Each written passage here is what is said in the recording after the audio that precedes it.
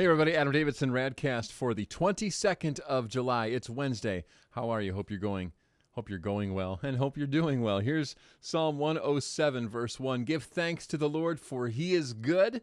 His love endures forever. Let the redeemed of the Lord tell their story, those he redeemed from the hand of the foe, those he gathered from the lands, from east and west, from north and south. Yesterday on RadCast, we talked about the importance of remembering what God has done as a way of getting attention off of ourselves and finding him in the midst of all of this mess. It's so important in those moments where we want God to do something now that we remember that he has done so much for us in the past. And I don't just mean you and I mean people, like human beings, his creation, from the early days of the Old Testament on. In fact, from the moment Adam and Eve were kicked out of the garden, God has been reaching back to us and trying to get us and rescue us from our own sin. And the psalmist talks about that in verse 4. Some wandered in the desert wastelands.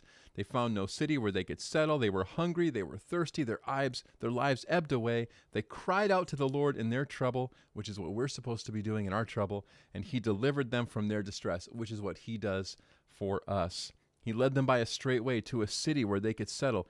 Let them give thanks to the Lord for his unfailing love and his wonderful deeds for mankind. Great, right? Give thanks to the Lord. He is so good. He has been so good to us. But listen to how the psalmist describes what God does for us in verse 9. For he satisfies the thirsty and fills the hungry with good things. Let me say that again. God satisfies the thirsty and fills the hungry with good things. Are we talking about literal food and water or figurative, spiritual food and water? And I would submit to you the answer is yes. Of course, those days, those hot July days like we're experiencing right now, where all you want is water, Diet Coke, root beer, Kool-Aid, none of that will do. Iced tea, forget about it. You just need water, and you drink it, and your body goes, finally. Or those times where you're so super hungry, you would eat anything. In fact, the middle of the night, you get up. Like my thing is, I'll wake up in the middle of the night and I'll be like, I want a delicious corn chip, or a Ritz cracker, or a handful of Cheez-Its. And then I'm like, do I brush my teeth again? It's a big conundrum in my house. This all happens in the middle of the night.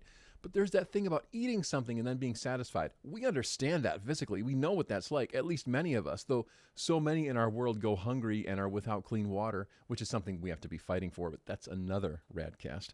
We know what it's like to be fulfilled physically, but spiritually, he does the same thing. Jesus says in the Beatitudes, "Blessed are those who hunger and thirst for righteousness, for they will be filled." So, here's my problem. I really like M&Ms.